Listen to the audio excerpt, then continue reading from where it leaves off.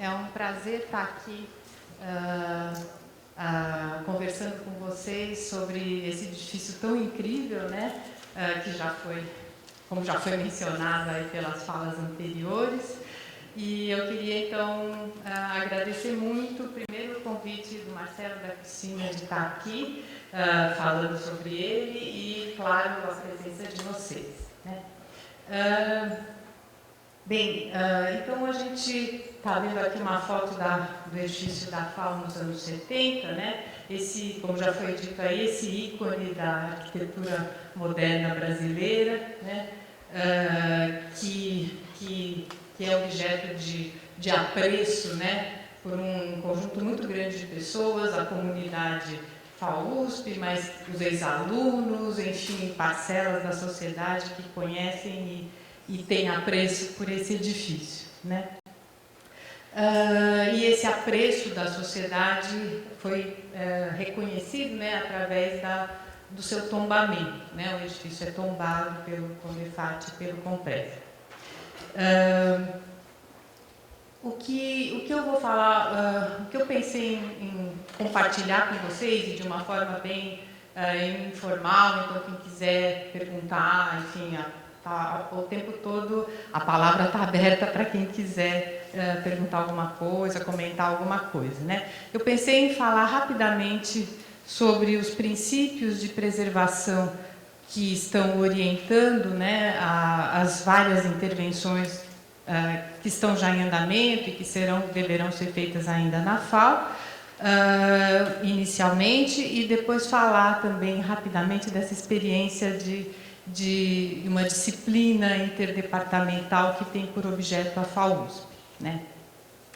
Então, começando a falar primeiro desses princípios gerais de preservação, né, eu pensei que seria interessante comentá-los a partir de um documento que foi elaborado aqui por toda a comunidade FAO, que é o Plano Diretor Participativo, que a gente tem aqui 2 exemplares que eu vou passar para vocês irem olhando, né?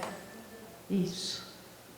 E eu queria inicialmente lembrar, né, vocês estão vendo essa foto aí dos anos 70, que o edifício aqui da FAO, ele foi concebido e projetado inteiramente dentro daquele culto ao concreto armado, né, que imperava nos anos 60 e que tinha essa visão justamente do concreto como uma pedra artificial, né, aquele material durabilíssimo, quase indestrutível, que duraria a eternidade sem necessidade de manutenção.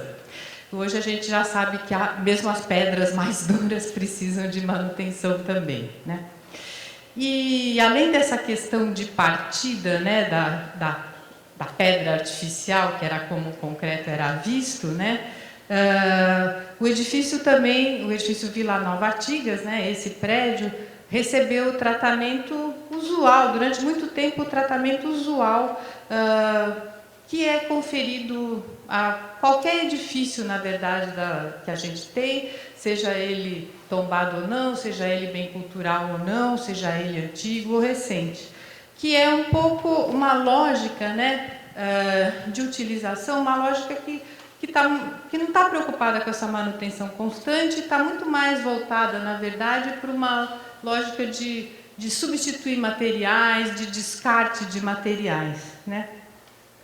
Ou seja, uma cultura, na verdade, predominante que a gente tem de uma grande fragilidade do que a gente poderia chamar de uma cultura da manutenção, né?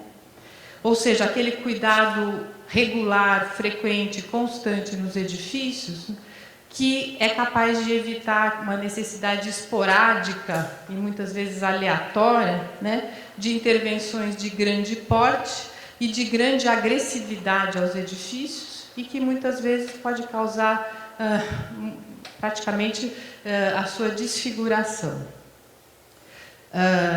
Acontece que essas atividades regulares, programadas de manutenção, elas não costumam nem mesmo ser contempladas adequadamente nos próprios orçamentos dos edifícios da universidade em geral, né? E nem naqueles tombados tampouco.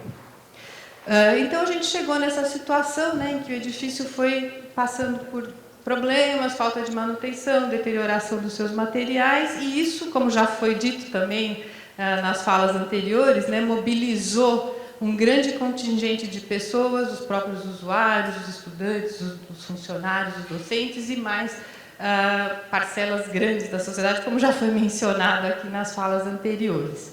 E essa mobilização da comunidade FAO resultou no documento, esse plano diretor participativo da FAO, que é muito ambicioso, né, que pretende ser o plano diretor para orientar as intervenções na FAO de 2011 até 2018, né, e que é um plano diretor participativo no sentido de que ele foi, de fato, elaborado, discutido de forma participativa e paritária entre professores, funcionários, estudantes, e que estabelece princípios e diretrizes a serem seguidos nas próximas intervenções da FAO, né? Então, realmente, eu acho que essa mobilização, essa discussão dos problemas e a elaboração do plano já faz parte de uma forma de trabalhar o edifício, de tratar da manutenção do edifício, uma forma que está, evidentemente, preocupada com a sua manutenção, de fato, né? Sobre o processo mais detalhado do plano diretor participativo, ele foi publicado também num artigo da nossa revista Pós, né, a revista do programa de pós-graduação, que quem quiser pode depois ver mais detalhadamente o próprio processo, né, de elaboração desse plano diretor. Bom, então, o plano diretor participativo, ele teve como base uma visão preservacionista mesmo do conjunto de edifícios da FAO, né? Lembrando que, além do edifício Vila Nova Artigas, onde nós estamos, a FAO tem a Vila Penteado, que é a sede do nosso curso de pós-graduação, no bairro de Higienópolis, que é um edifício belíssimo, Art Nouveau, maravilhoso, cheio de problemas de manutenção também. Espero que talvez em algum momento, não sei se amanhã seria possível, pelo menos ver a FAO, porque vale a pena, né? É um orgulho, eu acho, para a nossa faculdade ter esses dois edifícios dessa importância, né, que é o Vila Nova Artigas e a Vila Penteado. E, além disso, a gente ainda tem o Ateliê Fracaroli, o Canteiro Experimental e o Anexo, né? Quer dizer que o plano diretor está englobando todos esses edifícios, né?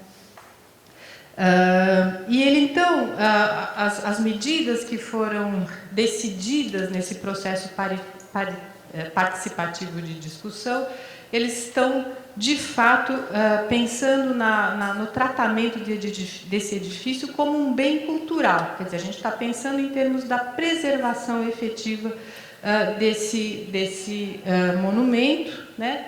E é nesse sentido, então, que acho que foram usados como base para a elaboração desse documento os documentos internacionais do ICOMOS e, mais especificamente, a Carta de Veneza. E, dentro da Carta de Veneza, o artigo 4º é que, de fato, resume o espírito, eu acho, geral desse documento. O artigo 4º que fala que a conservação dos monumentos exige, antes de tudo, manutenção permanente, né? Então, eu agora passaria com vocês alguns dos artigos desse plano diretor que estão diretamente relacionados à questão da preservação do edifício Vila Nova Artigas e dos demais edifícios da FAO, né?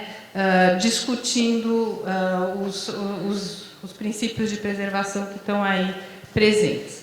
Boa parte dessas questões de diretrizes metodológicas, inclusive de preservação, estão contidas no título 2 desse plano, né?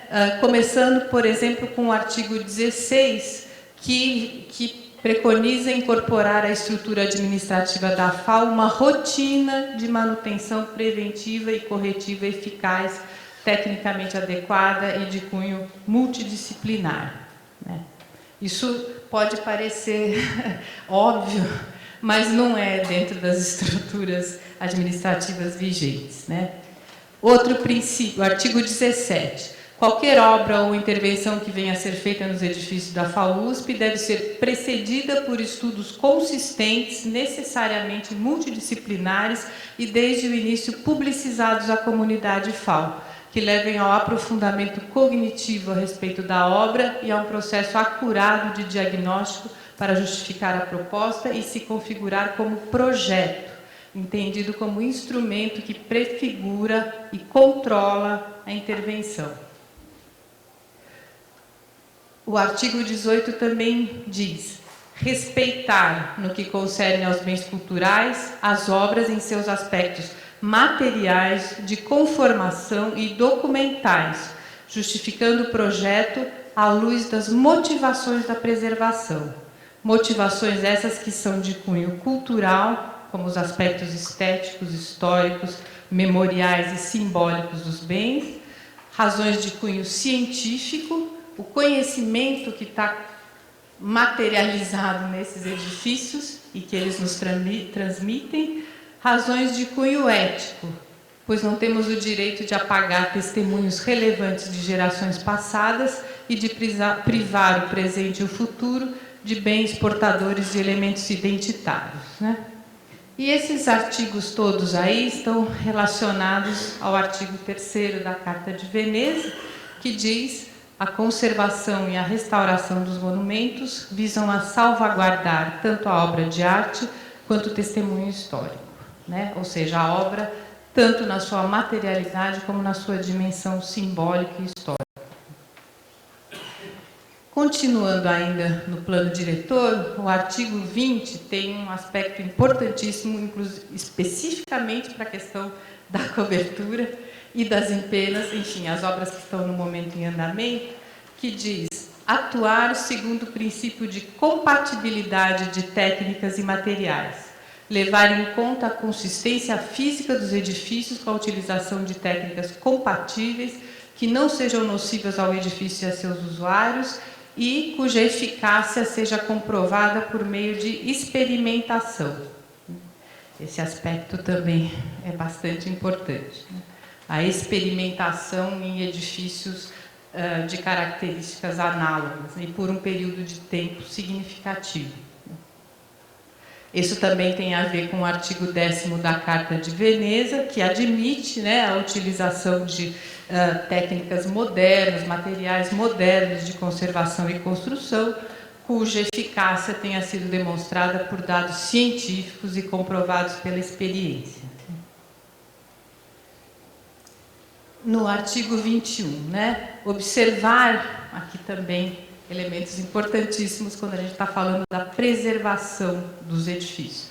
Observar, no caso dos bens culturais, os princípios da distinguibilidade da ação contemporânea, da retrabalhabilidade, da mínima intervenção e das demais recomendações constantes nos documentos do ICOMOS. A Carta de Veneza é bastante clara a esse respeito no seu artigo 9, dizendo que a restauração é uma operação que deve ter caráter excepcional, tem por objetivo conservar e revelar os valores estéticos e históricos do monumento e fundamenta-se no respeito ao material original e aos documentos autênticos. Termina onde começa a hipótese e no plano das reconstituições conjecturais, todo o trabalho complementar reconhecido como indispensável, por razões estéticas ou técnicas, distinguir-se-á da composição arquitetônica e deverá ostentar a marca do nosso tempo. A restauração será sempre precedida e acompanhada de um estudo arqueológico e histórico do monumento.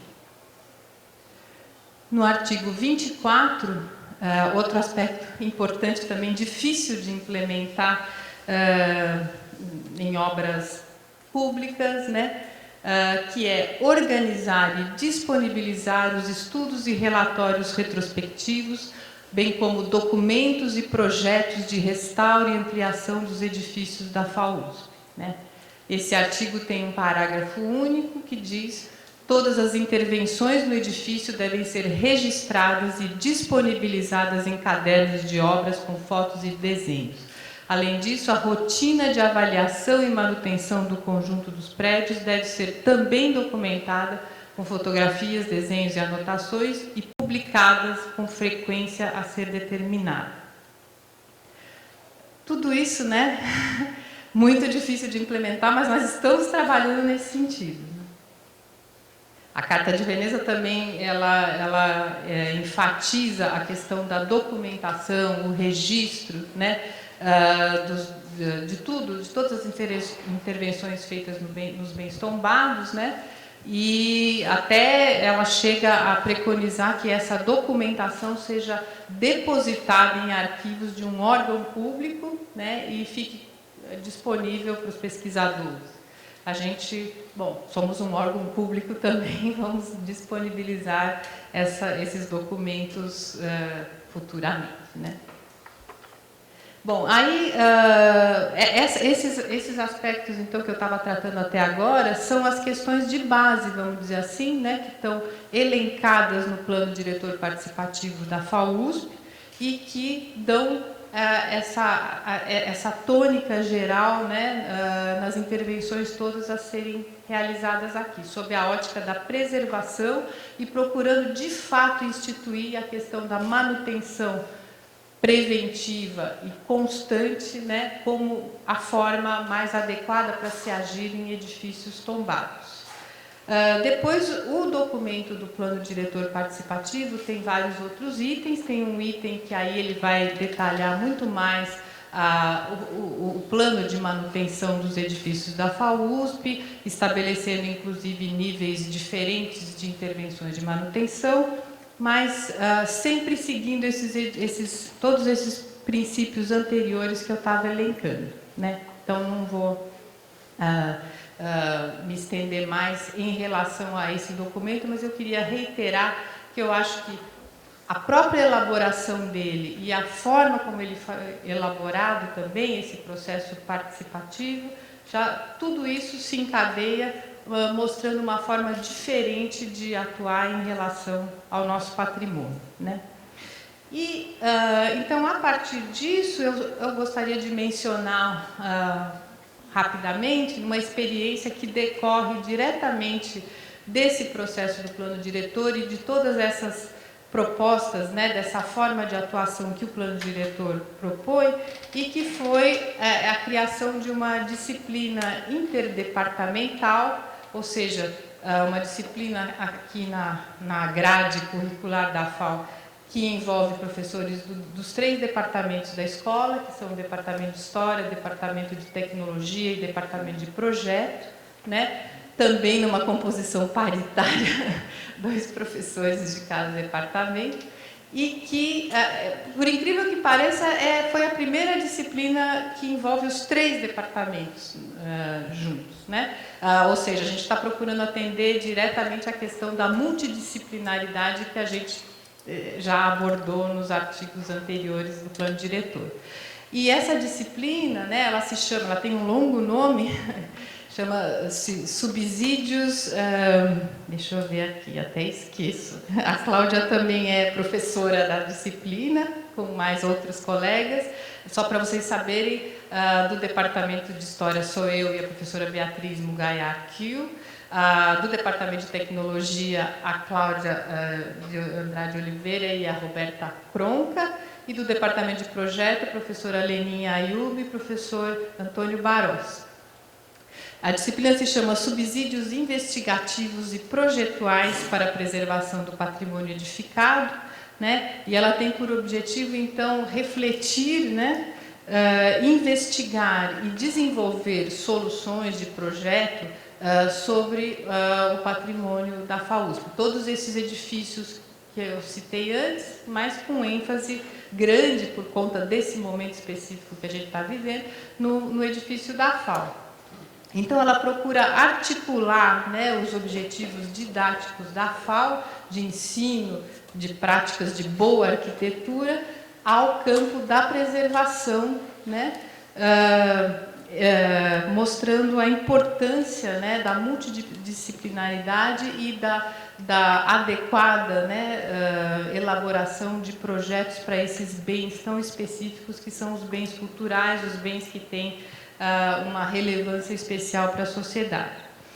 E a gente tem, no momento, os alunos estão trabalhando em equipes, eles estavam livres para escolher que tipo de objeto de estudo eles gostariam de desenvolver. E só para vocês terem uma ideia, né, alguns dos trabalhos que estão sendo feitos sobre o edifício da FAUSP, o edifício Vila Nova Artigas, a gente tem, por exemplo, um diário em andamento, um diário técnico do andamento das obras. Tem uma equipe que está desenvolvendo os levantamentos dos quadros de força, né, existentes, os vários existentes na FAO, colocados em momentos diversos e né, também nem sempre da forma mais articulada entre si.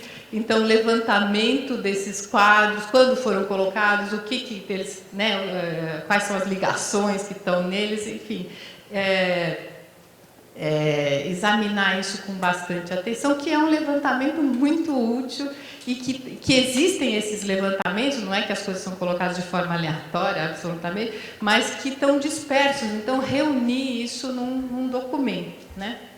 Outra equipe está levantando, não sei se vocês, depois vocês reparem, está levantando a caixilharia do edifício aqui da FAO, que nós temos extensas fachadas de envidraçadas com caixilhos que são da época da construção. Aqui não estão, são esses que a gente está vendo aqui nessa imagem, os caixilhos da biblioteca que abrem para fora, e todas as faces externas também têm esse vedo, esse tipo de vedação. Então, eles não vão conseguir, né, certamente levantar tudo, mas pelo menos uma fachada e verificar os problemas de vedação, o estado das espumas colocadas para vedação desses caixilhos, né? Esse é um outro trabalho. Tem uma equipe que está trabalhando a questão da sinalização visual do edifício, né? Indicação dos banheiros, dos departamentos, enfim, tem poucos, mas, claro, são necessárias essas indicações visuais e essa equipe vai procurar recuperar as orientações originais e ver o que foi sendo feito depois. Tem um outro grupo que está estudando o piso dos laboratórios, verificando os laboratórios de ensino mesmo, né, que a gente tem aqui no nível no mesmo nível aqui da entrada do auditório, como está, é um piso que vai sendo ocupado de formas diversificadas em momentos diferentes. Então, procurar estudar uma solução para a planimetria, né, desse piso. Tem um outro grupo que está estudando as necessidades de ampliação da nossa biblioteca, que é um outro problema gravíssimo, né? Procurar prever, estudar qual é o grau de aumento de espaço que é constantemente necessário para acomodar as novas aquisições, a questão da reserva técnica, tudo isso. Enfim, esses são alguns dos temas que estão sendo trabalhados pelos nossos alunos na disciplina. Não temos ainda um resultado pronto, é a primeira vez, essa disciplina foi implantada agora, nesse semestre, então ainda não temos resultados para mostrar, mas estamos bastante animados com o andamento dos trabalhos e com o envolvimento dos alunos. E esse, aliás, é outro aspecto que eu queria ressaltar, né? Essa atenção constante e até institucional no âmbito da disciplina, ela também reforça, né, essa situação que é a de fortalecer esse apreço que eu acho da comunidade pelo seu edifício, né, que eu acho que é um dos aspectos mais importantes para que a gente possa, de fato, conseguir alcançar resultados positivos em todas as nossas intervenções. Enfim, era isso que eu trouxe para compartilhar com vocês e estou às ordens para qualquer dúvida, qualquer esclarecimento. Muito obrigada.